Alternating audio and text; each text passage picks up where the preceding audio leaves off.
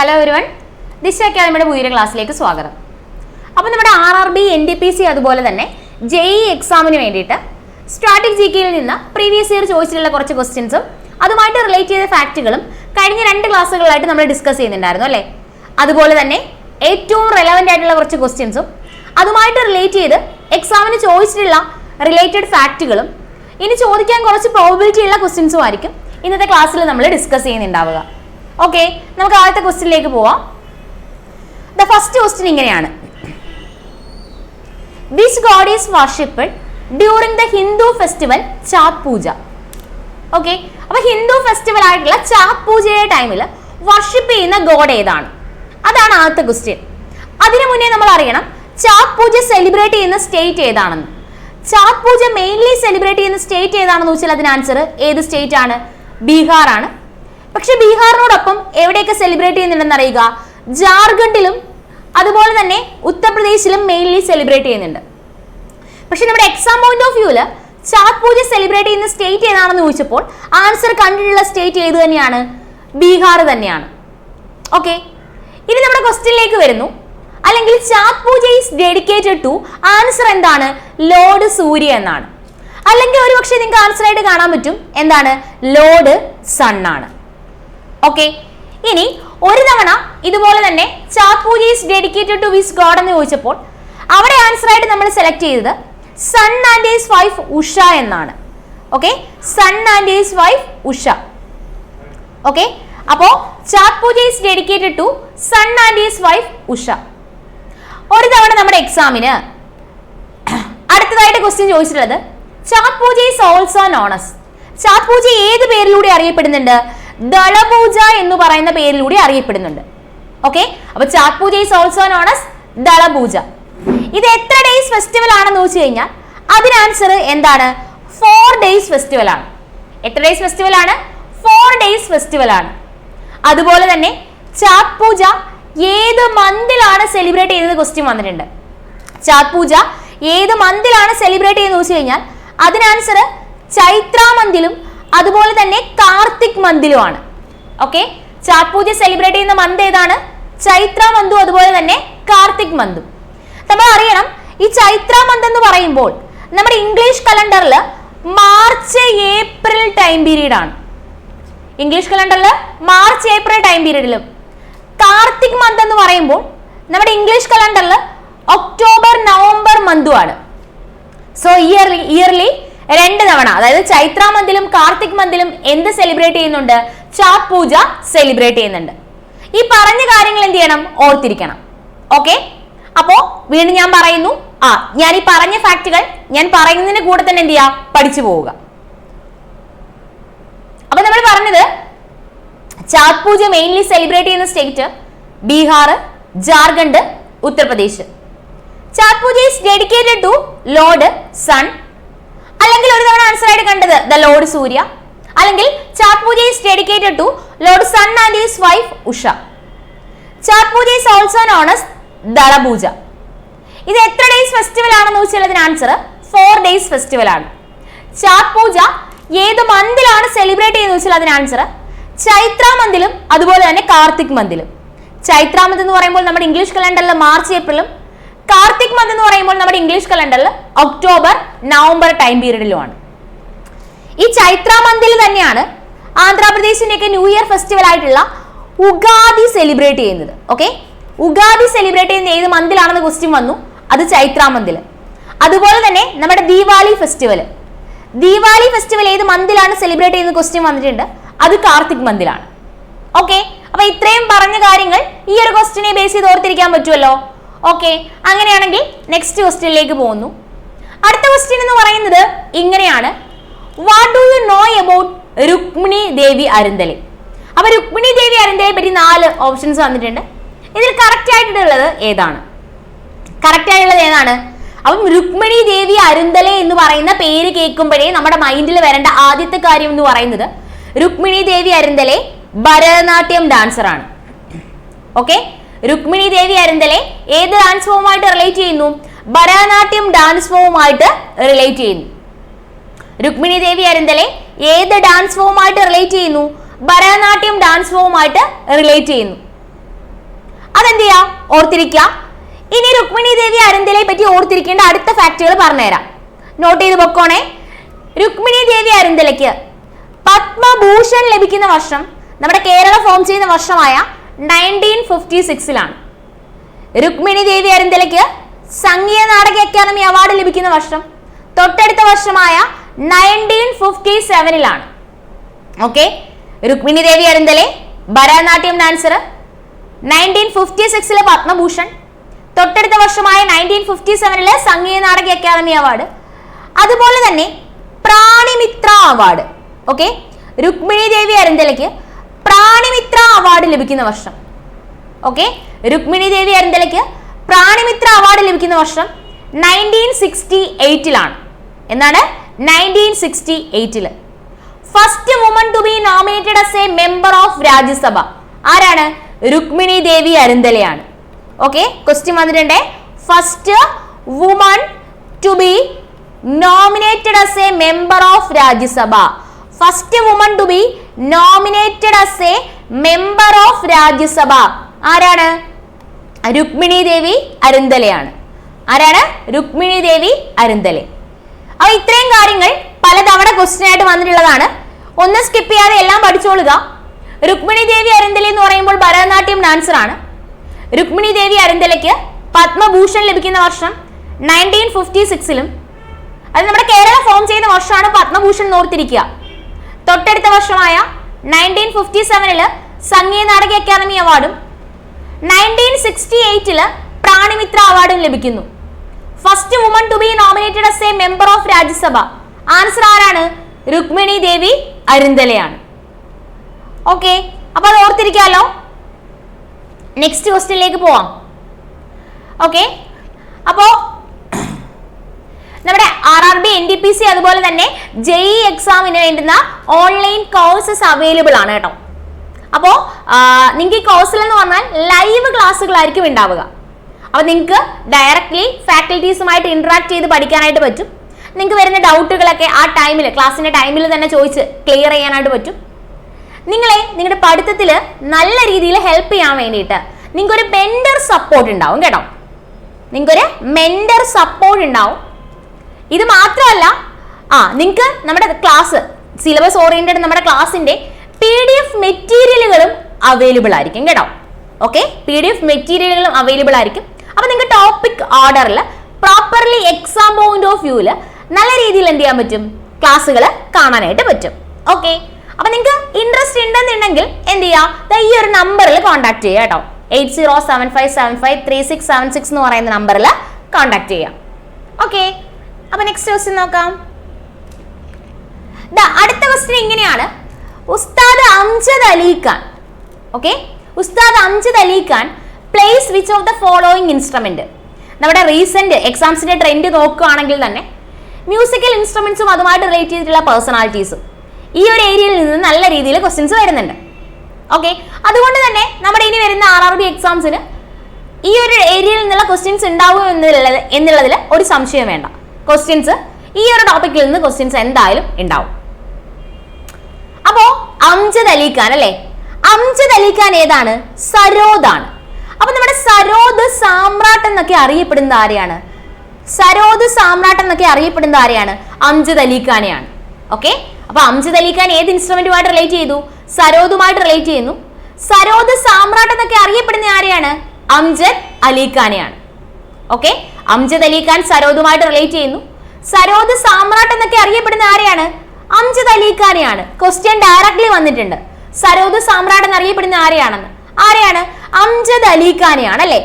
അങ്ങനെയാണെങ്കിൽ നമ്മുടെ എക്സാമിന് ചോദിച്ചിട്ടുള്ള സരോദ് ഇൻസ്ട്രുമെന്റുമായിട്ട് റിലേറ്റ് ചെയ്ത് നമ്മൾ അറിയേണ്ട കുറച്ച് പേരുകൾ നമുക്ക് നോക്കാം. അംജദ് അലി ഖാനെ ഓർക്കുക. ആരെയാണ്? Amjad Ali Khan.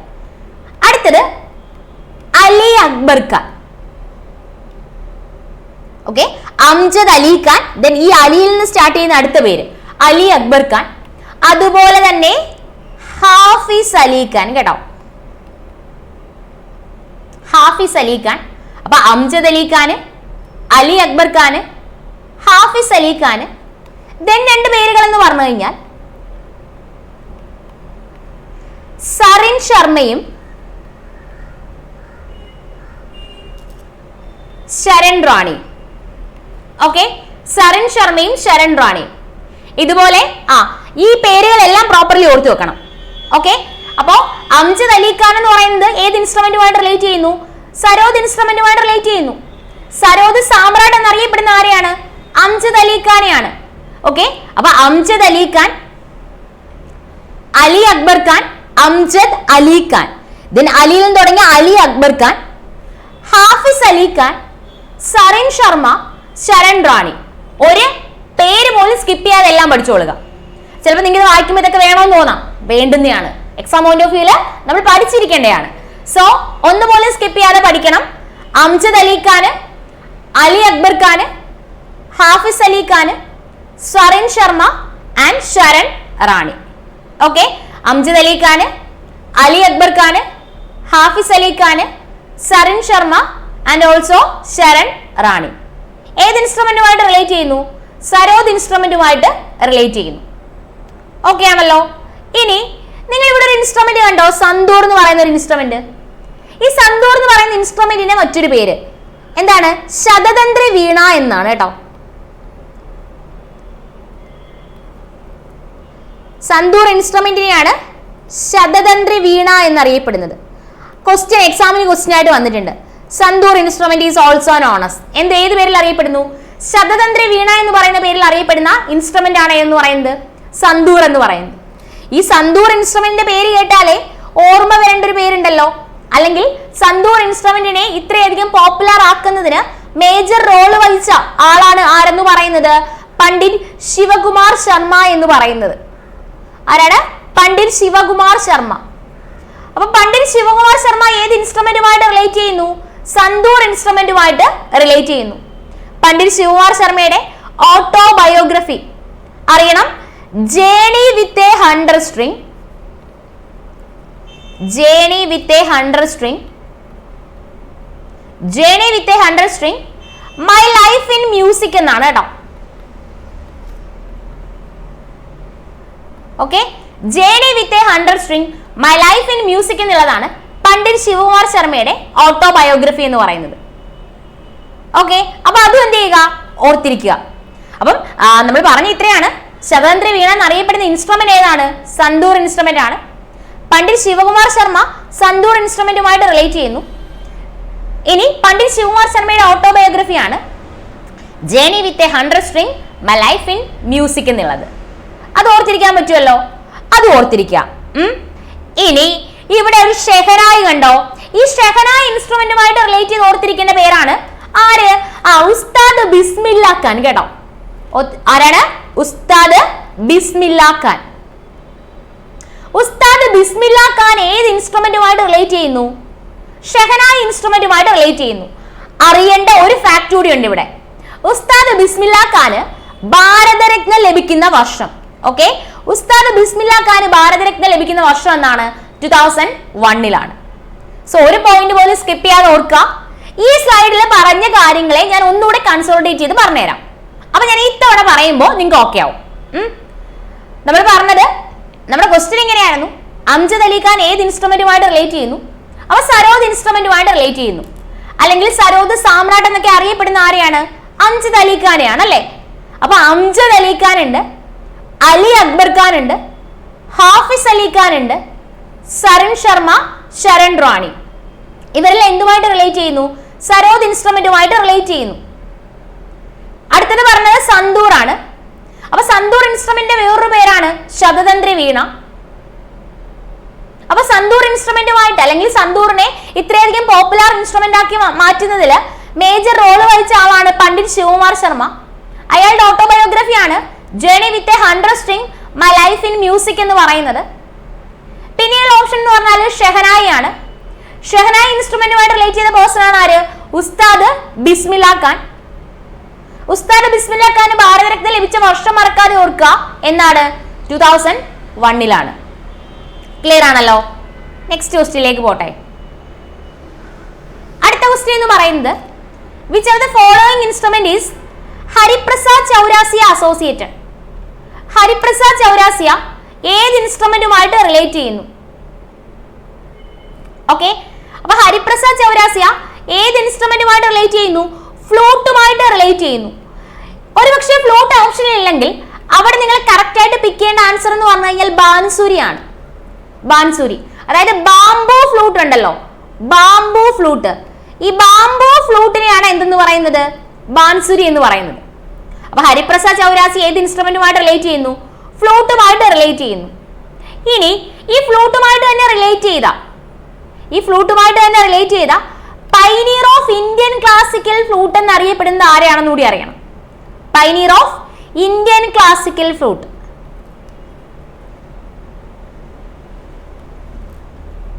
Pioneer of Indian classical flute എന്നറിയപ്പെടുന്നത് ആരെയെന്നറിയാമോ?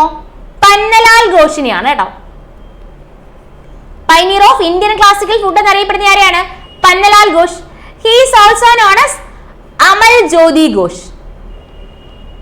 He is also known as Amal Jyoti Ghosh. Okay?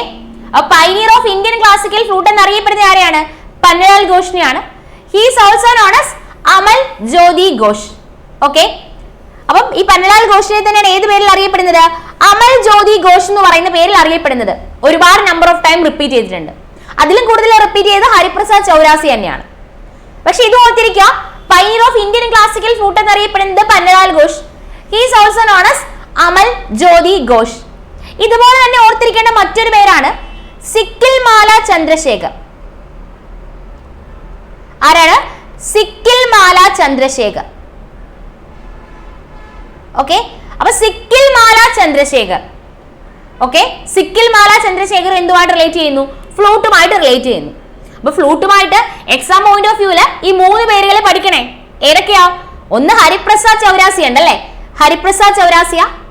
അടുത്തെന്ന് പറയുന്നതോ Pannalal Ghosh. Pannalal Ghosh is also known as Amal Jyoti Ghosh. Then പിന്നീട് ഓർക്കേണ്ട പേര് ഏതാണ്? സിക്കിൽ മാല ചന്ദ്രശേഖർ ആണ്. ഓക്കെ, ഏതാണ്? സിക്കിൽ മാല ചന്ദ്രശേഖർ. ഓക്കെ, നെക്സ്റ്റ് ക്വസ്റ്റ്യനിലേക്ക് പോട്ടെ. അടുത്ത ക്വസ്റ്റ്യൻ എന്ന് പറയുന്നത് which of the following pairs is not correctly matched? ഇതിനകത്ത് കറക്റ്റ് മാച്ച് ഇല്ലാത്ത പേര് ഏതാണ്? അപ്പൊ നമ്മൾ നോക്കുമ്പോൾ സിത്താർ, പണ്ഡിറ്റ് രവിശങ്കർ കറക്റ്റ് ആണ്. സിത്താർ മാസ്ട്രോ എന്നൊക്കെ അറിയപ്പെടുന്ന ആളാണ് ആര്? പണ്ഡിറ്റ് രവിശങ്കർ. പണ്ഡിറ്റ് രവിശങ്കറിന് ഭാരതരത്ന ലഭിച്ച വർഷം ക്വസ്റ്റ്യൻ വന്നിട്ടുണ്ട്. പണ്ഡിറ്റ് രവിശങ്കറിന് ഭാരതരത്ന ലഭിച്ച വർഷം 1999 എന്നാണ്, 1999. അപ്പൊ സിത്താർ മാസ്ട്രോ എന്നറിയപ്പെടുന്ന പണ്ഡിറ്റ് രവിശങ്കർ. പണ്ഡിറ്റ് രവിശങ്കറിന് ഭാരതരത്ന ലഭിക്കുന്ന വർഷം എന്നാണ്? 1999. അതുപോലെ തന്നെ വിലായത്ത് ഖാൻ. ഓക്കെ, വിലായത്ത് ഖാനും ഏത് ഇൻസ്ട്രുമെന്റുമായിട്ട് റിലേറ്റ് ചെയ്യുന്നു? സിത്താർ ഇൻസ്ട്രുമെന്റുമായിട്ട് റിലേറ്റ് ചെയ്യുന്നു. സരോദ്, അംജദ് അലി ഖാൻ കറക്റ്റ് ആണ്, ഓൾറെഡി നമ്മൾ പറഞ്ഞിട്ടുള്ളതാണ്. അപ്പൊ സിത്താർ മാസ്ട്രോ എന്നറിയപ്പെടുന്നത് പണ്ഡിറ്റ് രവിശങ്കർ. പണ്ഡിറ്റ് രവിശങ്കറിന് ഭാരതരത്ന ലഭിച്ച വർഷം 1999. വിലായത്ത് ഖാനും ഏത് ഇൻസ്ട്രുമെന്റുമായിട്ട് റിലേറ്റ് ചെയ്യുന്നു? സിത്താറുമായിട്ട് റിലേറ്റ് ചെയ്യുന്നു. പിന്നീടുള്ളത് തബല കിഷൻ മഹാരാജ്. കറക്റ്റ് ആണ്. പണ്ഡിറ്റ് കിഷൻ മഹാരാജ് ഏത് ഇൻസ്ട്രുമെന്റുമായിട്ട് റിലേറ്റ് ചെയ്യുന്നു? തബല. തബലയുമായിട്ട് റിലേറ്റ് ചെയ്ത് എക്സാമിന് ഓർത്തിരിക്കേണ്ട കുറച്ച് പേഴ്സൺസിനെയും കൂടി ഞാൻ പറഞ്ഞുതരാം. കാരണം പേരുകളാണ്, നമുക്ക് പഠിച്ചെടുക്കാനായിട്ട് ചെറിയ ബുദ്ധിമുട്ടുണ്ടാവും. പക്ഷെ നമ്മൾ പഠിക്കണം, കാരണം നമുക്ക് നല്ല മാർക്ക്, നമ്മുടെ എക്സാമിന് നമുക്ക് നല്ല മാർക്ക് സ്കോർ ചെയ്യാനായിട്ട് പറ്റണം. സോ ഞാൻ പറയുന്നത് കേട്ട് എന്റെ കൂട്ടത്തിൽ തന്നെ അങ്ങ് പഠിച്ചോളുക. ഓക്കെ, അപ്പൊ തബല എന്ന് പറയുന്ന പേര് കേട്ടാൽ ആദ്യം ഓർമ്മ വരേണ്ട പേരാണ് ഏതെന്നറിയാമോ? ഉസ്താദ് അല്ലാരഖ. തബല എന്ന് പറയുന്ന പേര് കേട്ടാലേ ആദ്യം ഓർമ്മ വരേണ്ട പേരാണ് ഉസ്താദ് അല്ലാരഖ. ഉസ്താദ് അല്ലാരഖയുടെ മകനായിട്ടുള്ള സക്കീർ ഹുസൈൻ. ഓക്കെ, ഉസ്താദ് അല്ലാരഖയുടെ മകനായിട്ടുള്ള ആരാണ്? സക്കീർ ഹുസൈൻ. ഓക്കെ, ഉസ്താദ് അല്ലാരഖയുടെ മകനായിട്ടുള്ള ആരാണ്? സക്കീർ ഹുസൈൻ. അതുപോലെ തന്നെ സബീർ ഖാൻ. പിന്നെ നമ്മുടെ ക്വസ്റ്റ്യനിലുള്ള പണ്ഡിറ്റ് കിഷൻ മഹാരാജ് എല്ലാം പ്രീവിയസ് ഇയർ ചോദിച്ച് കണ്ടിട്ടുള്ളതാണ്. ഒന്നും സ്കിപ്പ് ചെയ്യല്ലേ, പഠിക്കണല്ല. ഓക്കെ, അപ്പൊ ഉസ്താദ് അല്ലാരഖയുടെ മകൻ സക്കീർ ഹുസൈൻ തന്നെ പഠിച്ചോ, ബിക്കോസ് അങ്ങനെ തന്നെ ക്വസ്റ്റ്യൻ വന്നിട്ടുണ്ട്. ഓക്കെ, അപ്പൊ ഉസ്താദ് ഉസ്താദ് അല്ലാരക്കയുടെ മകനായിട്ടുള്ള സക്കീർ ഹുസൈൻ, സബീർ ഖാൻ, പണ്ഡിറ്റ് കിഷൻ മഹാരാജ്. ഇനി ഘോഷിൽ എൻഡ് ചെയ്യുന്ന രണ്ട് പേരുകളുണ്ട്. ഘോഷിൽ എൻഡ് ചെയ്യുന്ന രണ്ട് പേരുകൾ, അതിലൊന്നെന്ന് പറയുന്നത് വിക്രം ഘോഷ്, ഒന്നെന്ന് പറയുന്നത് നിഖിൽ ജ്യോതി ഘോഷ്. ഓക്കെ, ഒന്നെന്ന് പറയുന്നത് വിക്രം ഘോഷ്, ഒന്നെന്ന് പറയുന്നത് നിഖിൽ ജ്യോതി ഘോഷ്. വിക്രം ഘോഷ്, നിഖിൽ ജ്യോതി ഘോഷ്. രണ്ട് പേരുകളൂടി ഞാൻ പറഞ്ഞുതരാം. ഞാൻ അത് ഇങ്ങോട്ടേക്ക് എഴുതാമേ. രണ്ട് പേരുകളൂടി. അനോഖ്ലാൽ മിശ്ര, ഓക്കെ, അനോഖ്ലാൽ മിശ്ര, അനന്തഗോപാൽ ബന്ദ്യോപാധ്യായ്. അനോഖ്ലാൽ മിശ്ര, അനന്തഗോപാൽ ബന്ദ്യോപാധ്യായ്. ഓക്കെ, അപ്പൊ ഇത്രയും പേരുകൾ ഓർത്തിരിക്കുക. അപ്പൊ തബല എന്ന് പറയുന്ന ഇൻസ്ട്രുമെന്റിന്റെ പേര് കേട്ടാലേ ആദ്യം ആര് ഓർമ്മ വരണം? ആദ്യം ഓർമ്മ വരേണ്ടത് അല്ലാരഗ തന്നെയാണ്. ഉസ്താദ് അല്ലാരഗ, ഉസ്താദ് അല്ലാരഗയുടെ മകനായിട്ടുള്ള സക്കീർ ഹുസൈൻ, സബീർ ഖാൻ, പണ്ഡിറ്റ് കിഷൻ മഹാരാജ്. ഘോഷിൽ എൻഡ് ചെയ്യുന്ന രണ്ട് പേരുകൾ ഉണ്ടല്ലോ, വിക്രം ഘോഷും നിഖിൽ ജ്യോതി ഘോഷും, അനോഖ്ലാൽ മിശ്രയും അനന്തഗോപാൽ ബന്ദ്യോപാധ്യായ്. ഓക്കെ, അത് ഇത്രയും ക്ലിയർ ആണല്ലോ. ഇനി നമ്മുടെ ക്വസ്റ്റ്യനിലേക്ക് വരുന്നു. ഇപ്പൊ നിങ്ങൾക്ക് തെറ്റ് മനസ്സിലായി. ഇല്ലെങ്കിൽ തന്നെ നമുക്ക് ഇത് ആൻസർ ചെയ്യാനായിട്ട് പറ്റുമായിരുന്നു. എങ്ങനെയാ? കാരണം ഓൾറെഡി നമുക്കറിയാം പണ്ഡിറ്റ് ശിവകുമാർ ശർമ്മ ഏത് ഇൻസ്ട്രുമെന്റ് ആണെന്ന്. പണ്ഡിറ്റ് ശിവകുമാർ ശർമ്മ സന്തൂർ ആണെന്ന് നമുക്ക് അറിയാം അല്ലേ? നമുക്ക് അറിയാവുന്നതാണ്. പണ്ഡിറ്റ് ശിവകുമാർ ശർമ്മ പക്കവാജാണോ? അല്ല. അങ്ങനെയാണെങ്കിൽ പക്കവാജുമായിട്ട് റിലേറ്റ് ചെയ്ത് എക്സാമിന് ചോദിച്ചിട്ടുള്ള രണ്ട് പേരുകളൂടി ഞാൻ പറഞ്ഞുതരാം. അത് നോട്ട് ചെയ്യണം. അത് ഏതൊക്കെയാണെന്ന് ചോദിച്ചു കഴിഞ്ഞാൽ ഭവാനി ശങ്കറും, ഓക്കെ, ഭവാനി ശങ്കറും തൊദാരം ശർമ്മയും. ഓക്കെ, ഭവാനി ശങ്കറും തൊദാരം ശർമ്മയും ഏത് ഇൻസ്ട്രുമെന്റുമായിട്ട് റിലേറ്റ് ചെയ്യുന്നു? പക്കവാജ് ഇൻസ്ട്രുമെന്റുമായിട്ട് റിലേറ്റ് ചെയ്യുന്നു. ഭവാനി ശങ്കർ, തൊദാരം ശർമ്മ. ഭവാനി ശങ്കറും തൊദാരം ശർമ്മയും രണ്ടുപേരും എന്തുമായിട്ട് റിലേറ്റ് ചെയ്യുന്നു? പക്കവാജ് ഇൻസ്ട്രുമെന്റുമായിട്ട് റിലേറ്റ് ചെയ്യുന്നു. ഭവാനി ശങ്കർ, തൊദാരം ശർമ്മ. ഓക്കെ, അപ്പൊ അത് ക്ലിയർ ആണല്ലോ. ഓക്കെ, അടുത്ത ക്വസ്റ്റ്യൻ നോക്കാം. Madhubani painting is a style of native to which state? Madhubani painting ഏത് സ്റ്റേറ്റ് ആണ്? മധുബനി പെയിന്റിംഗ് എവിടെയാണ്? ബീഹാറിലാണ്. അപ്പൊ എക്സാമിന് അഗൈൻ ക്വസ്റ്റ്യൻ ആയിട്ട് വന്നു, Madhubani painting is also known as. Madhubani പെയിന്റിങ്ങിനെയാണ് മിഥില പെയിന്റിംഗ് എന്ന് അറിയപ്പെടുന്നത്. Okay, Madhubani painting is also known as Mithila painting. എവിടെയാണ്? ബീഹാറിലാണ്. ഓക്കെ, അപ്പൊ മധുബനി പെയിന്റിംഗ് എവിടെയാണ്? ബീഹാറിൽ. Madhubani painting is also known as Mithila painting. അത് ഓക്കെ ആണല്ലോ. ഓക്കെ, ഇനി എക്സാം പോയിന്റ് ഓഫ് വ്യൂല് ഏറ്റവും ഇമ്പോർട്ടന്റ് ആയിട്ട് ഓർക്കേണ്ട ഒരു 5 പെയിന്റിങ്സ് ഞാൻ പറഞ്ഞുതരാം. ചിക്കൻകാരി പെയിന്റിങ്.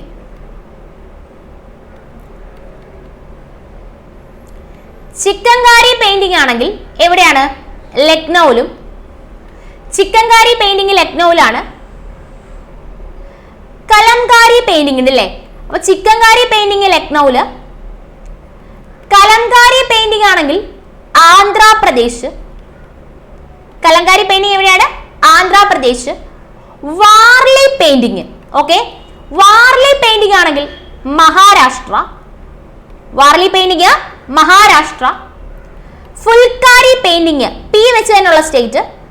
ഫുൽക്കാരി പെയിന്റിംഗ് പഞ്ചാബ്.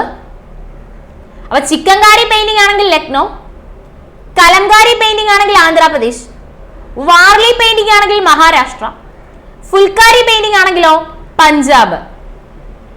അതുപോലെ തന്നെ ഫാഡ് പെയിന്റിംഗ്, ഫാഡ് പെയിന്റിംഗ് ആണെങ്കിൽ രാജസ്ഥാൻ ആണ് കേട്ടോ. ഫാഡ് പെയിന്റിംഗ് ആണെങ്കിൽ എവിടെയാണ്? രാജസ്ഥാൻ. സോ എല്ലാം കൂടി ഞാൻ പറയുന്നില്ല, കുറെ പെയിന്റിങ്സുകൾ ഉണ്ട്. നമുക്ക് നമ്മുടെ RRB എക്സാമിനെ സംബന്ധിച്ച് ഈ പെയിന്റിങ്സ് എന്ന് പറയുന്ന ഒരു പോർഷനിൽ നിന്ന് റിലേറ്റ് ചെയ്ത് ക്വസ്റ്റ്യൻസ് വരാറുണ്ട്.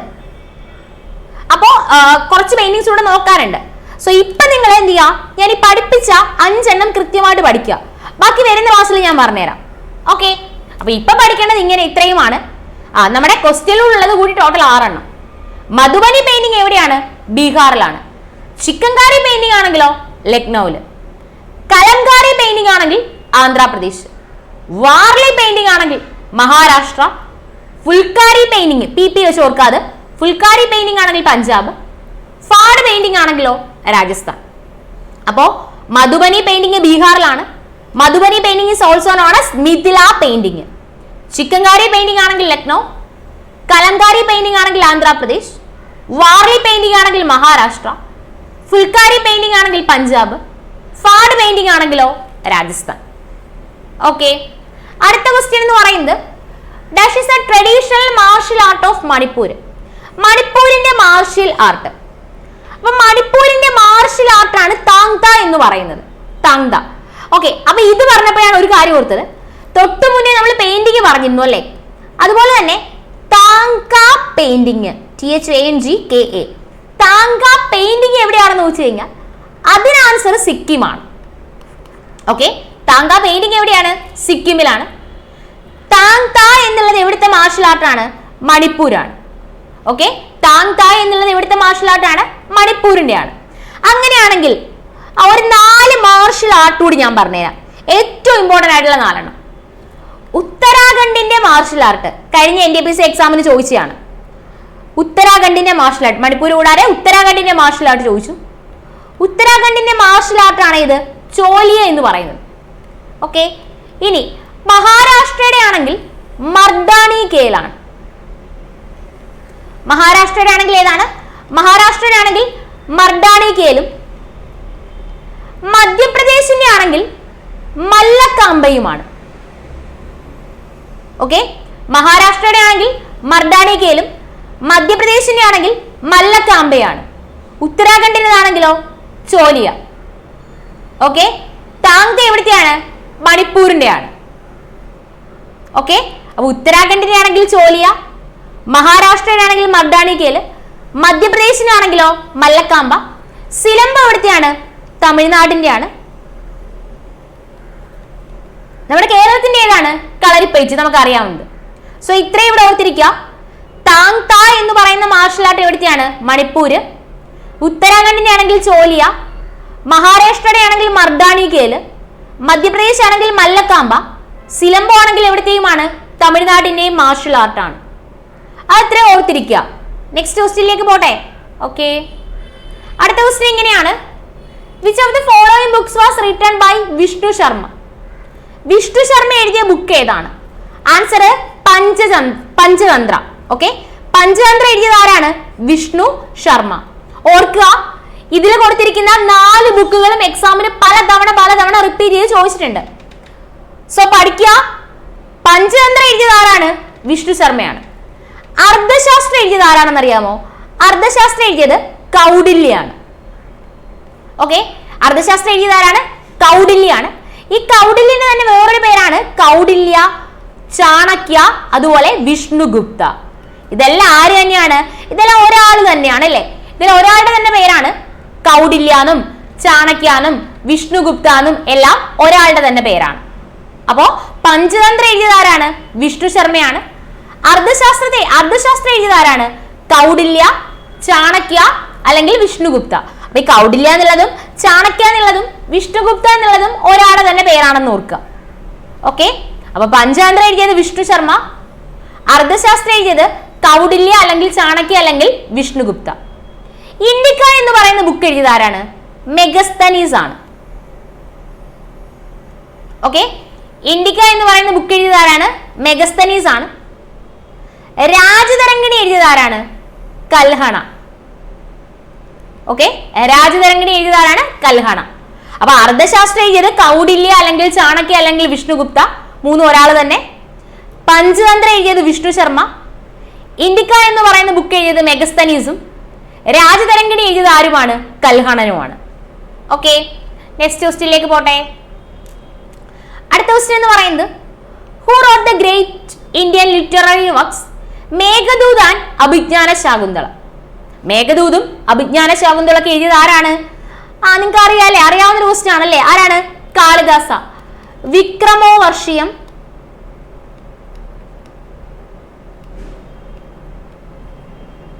അതുപോലെ തന്നെ മാളവിക അഗ്നിമിത്രം,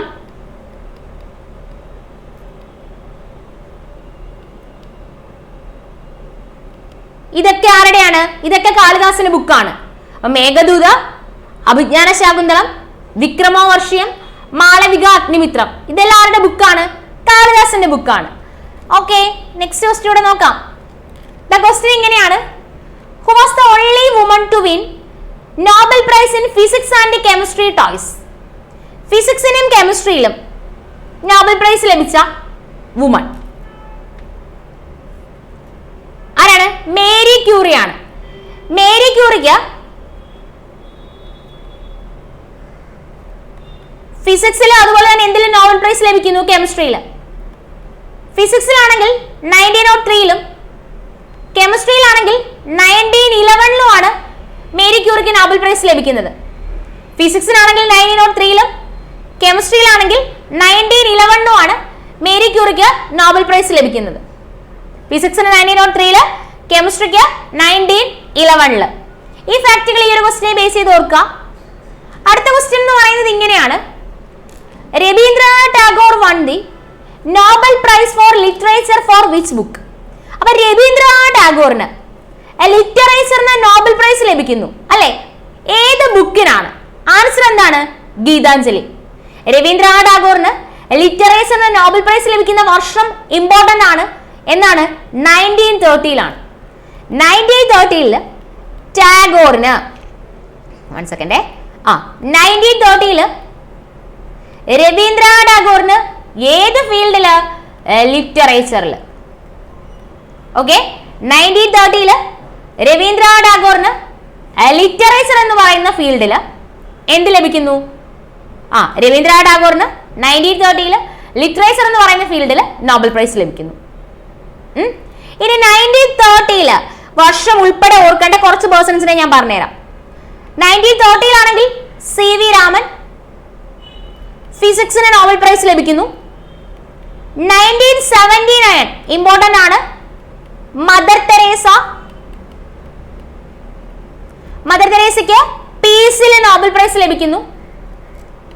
1998ലാണെങ്കിൽ അമർത്യ സെൻ, ഓക്കെ, അമർത്യ സെന് എക്കണോമിക്സിന് നോബൽ പ്രൈസ് ലഭിക്കുന്നു കേട്ടോ. അമർത്യ സെന്നിന് എക്കണോമിക്സിന് നോബൽ പ്രൈസ് ലഭിക്കുന്നു. 2014ലാണെങ്കിൽ കൈലാസ് സത്യാർത്ഥി പീസ്. 2014ലാണെങ്കിൽ കൈലാസ് സത്യാർത്ഥി എന്തിനാണ്? പീസിലും നോബൽ പ്രൈസ് ലഭിക്കുന്നു. ഓക്കെ, അവർ രവീന്ദ്രനാഥ് ടാഗോറിന് 1930ല് ലിറ്ററേച്ചറിന്, 1930ല് CV രാമന് ഫിസിക്സില്, 1979ല് മദർ തെരേസയ്ക്ക് പീസില്, 1998ല് അമർത്യ സെന്നിന് എക്കണോമിക്സില്, 2014ല് കൈലാസ് സത്യാർത്ഥി പീസ്. ഓക്കെ, ഓർത്തിരിക്കാലോ. അപ്പൊ വർഷങ്ങൾ ഞാൻ ഒന്നുകൂടി പറഞ്ഞു തരുന്നു. 1930ല് രവീന്ദ്രനാഥ് ടാഗോറിന് ലിറ്ററേച്ചറിന്, 1930ല് CV രാമന് ഫിസിക്സിന്, 1979ല് മദർ തെരേസയ്ക്ക് പീസില്, 1998ല് അമർത്യ സെന്നിന് എക്കണോമിക്സില്, 2014ല് കൈലാസ് സത്യാർത്ഥി പീസ്. ഈ വർഷം ഉൾപ്പെടെ എന്ത് ചെയ്യുക? ഓർത്തു വെക്കുക. സോ ഒന്നുപോലെ സ്കിപ്പ് ചെയ്യാതെ ഞാൻ ഈ പറഞ്ഞ കാര്യങ്ങളെല്ലാം കൃത്യമായിട്ട് പഠിക്കണം. ഓക്കെ, അപ്പൊ ഇത്രയും കാര്യങ്ങൾ ക്ലിയർ ആയോ? നമ്മൾ ഇത്രയും ഡിസ്കസ് ചെയ്ത ക്വസ്റ്റ്യൻസിൽ എന്തെങ്കിലും ഡൗട്ട് ഉണ്ടോ? അപ്പൊ ഞാൻ വീണ്ടും പറയുന്നു, ക്വസ്റ്റ്യൻസുമായിട്ട് റിലേറ്റ് ചെയ്തിട്ടുള്ള ഫാക്ടുകൾ പറഞ്ഞു തരുന്നുണ്ടല്ലോ, അത് നിങ്ങൾക്ക് എക്സാം പോയിന്റ് ഓഫ് വ്യൂല് 100% യൂസ്ഫുൾ ആയിരിക്കും. ഓക്കെ, അങ്ങനെയാണെങ്കിൽ അടുത്തൊരു സെക്ഷനിൽ നമുക്ക് മീറ്റ് ചെയ്യാം. Thank you all and happy learning. Okay, by.